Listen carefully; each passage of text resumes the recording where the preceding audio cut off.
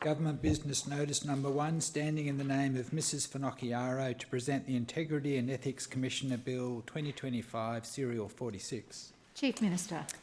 Madam Speaker, I present a bill titled Integrity and Ethics Commissioner Bill 2025, Serial 46, and table the explanatory statement.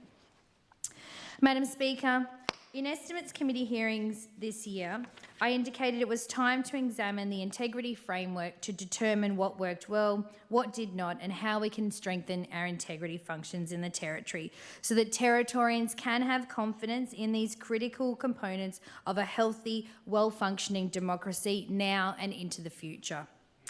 It is in everyone's best interests in this Assembly, across the public sector, and in the broader community to ensure that the Northern Territory's integrity officers are highly functioning. We must also ensure they continue to serve the evolving needs of community expectations as well as the complex demands of modern public administration. With this in mind, in July this year, I commissioned Inspector of the ICAC, Mr Bruce McClintock SC, and the Honourable Graham Hiley AM RFD KC, Acting Supreme Court Judge of the Northern Territory, to conduct a review into the structural models for integrity officers in the Northern Territory. The vital task of the review was to consider whether the Northern Territory's integrity systems, comprised of the ICAC, the Ombudsman, the Information Commissioner, and the Health and Community Services Complaints Commissioner and the Auditor-General, remained fit for purpose for the Territory's unique context. The McClintock-Hiley report concluded that while these officers perform important and valuable work, their existing structures are fragmented, duplicative and resource-constrained. The report recommended a single consolidated model to streamline integrity oversight while maintaining the statutory independence of each integrity function. Since coming to government, we have been clear that changes are needed to restore confidence and ensure these officers can operate effectively. Madam Speaker, this bill gives legislative effect to the government's acceptance and support of the model recommended by that review. This bill creates a modern, coherent and sustainable integrity system that strengthens public confidence and ensures accountability across government. Under this bill, the Integrity and Ethics Commissioner will become the Territory's principal integrity officer, concurrently holding the functions of the ICAC, Ombudsman, Information Commissioner, the Health Community Services Complaints Commissioner. The Integrity and Ethics Commissioner would be supported by a new agency to be known as the Office of the Integrity and Ethics Commissioner. The Office of the IEC would be headed by a Chief Executive Officer who would manage staffing, budget and administrative matters, while the Commissioner remains responsible for all statutory integrity functions. This separation of corporate and statutory responsibilities is one of the key structural reforms recommended by the McClintock-Hiley report. The reviewers observed, and I quote, "It is very rare to find one individual who is possessed of both sets of skills, that is, quasi-judicial skill in the conduct of hearings and decision-making on the one hand and employment management and administration on the other. Judges generally do not develop management skills to the level required to manage significant public agencies over their careers as barristers and solicitors and judges. Public service managers and administrators do not develop the quasi-judicial skills referred to over their careers." End quote. The reviewers' proposed possible solution to this problem is the creation of the CEO for this merged agency, a position distinct from the Commissioner. The new model also provides shared corporate services to the Auditor-General, ensuring that the Auditor-General's office benefits from administrative support while retaining its operational and statutory independence. Importantly, the substantive functions within the Independent Commissioner Against Corruption Act 2017, the Ombudsman Act 2009, the Information Act 2002 and the Health and Community Services Complaints Act 1998 would continue to remain intact and independent. This bill is not altering their jurisdiction or their powers, Madam Speaker. This is about ensuring the continuity of functions and powers across current regimes while strengthening integrity structures across the NT. These arrangements will deliver efficiencies, strengthen governance and make the most of limited resources while preserving the independence that is central to the public's trust. This reform is not a cost-saving measure. It is about improving the resourcing available for these important integrity functions in the Northern Territory.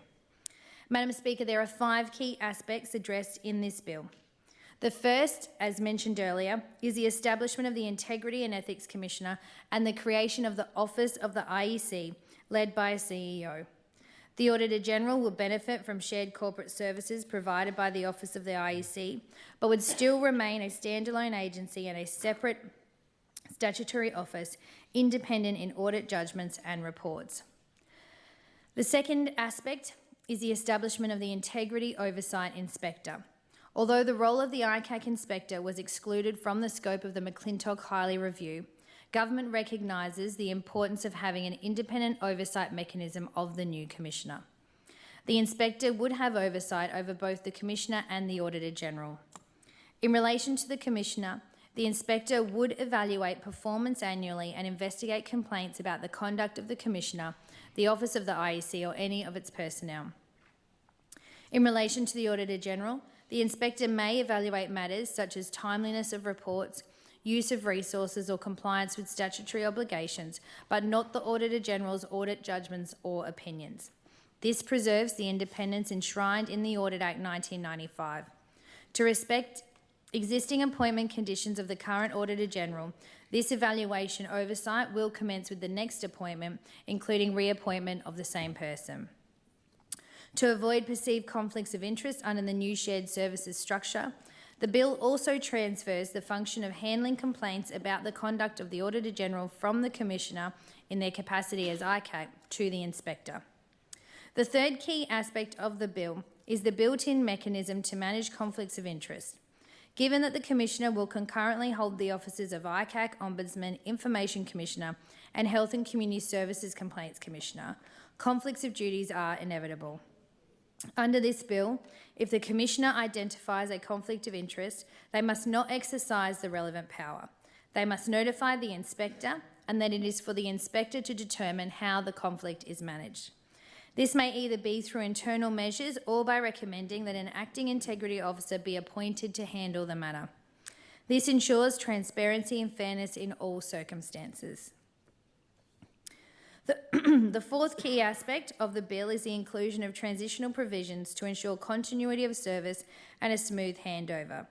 Existing acting appointments, such as the acting ICAC, acting Ombudsman, acting Information Commissioner and acting Health and Community Services Complaints Commissioner, will continue and remain in office until the appointment of the first Integrity and Ethics Commissioner.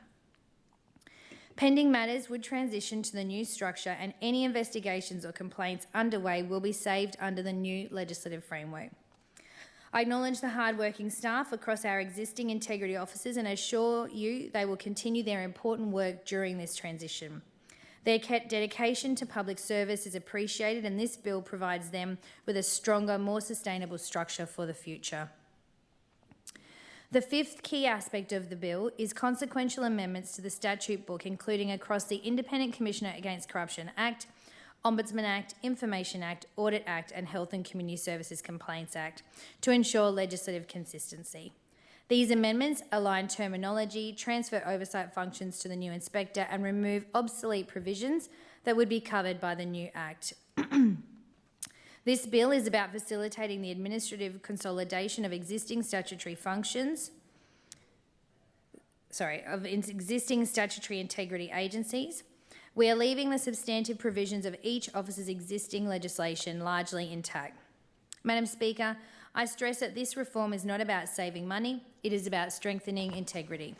It is about ensuring that Territorians can continue to have confidence in the institutions that uphold honesty, accountability and transparency in government. I am committed to restoring transparency and integrity to government, Madam Speaker. In line with contemporary public sector governance standards, the bill promotes accountability of our integrity officers by standardising the suspension and termination provisions of the Commissioner and the Auditor-General. This will reinforce public confidence that the Territory's integrity officers are subject to transparent and fair accountability measures. The bill represents a landmark reform in the Northern Territory's integrity landscape. It draws together lessons of past challenges and builds a future-focused model designed for a small jurisdiction, one that values efficiency, independence and trust. By bringing together the functions of our integrity bodies under a single, well-supported commissioner and establishing an independent inspector to oversee that commissioner, the government is reinforcing the checks and balances that underpin good governance. The Integrity and Ethics Commissioner Bill 2025 ensures that Territorians can be confident their integrity institutions are strong, independent and working together in the public interest. I'm pleased to commend this bill to honourable members and table a copy of the explanatory statement.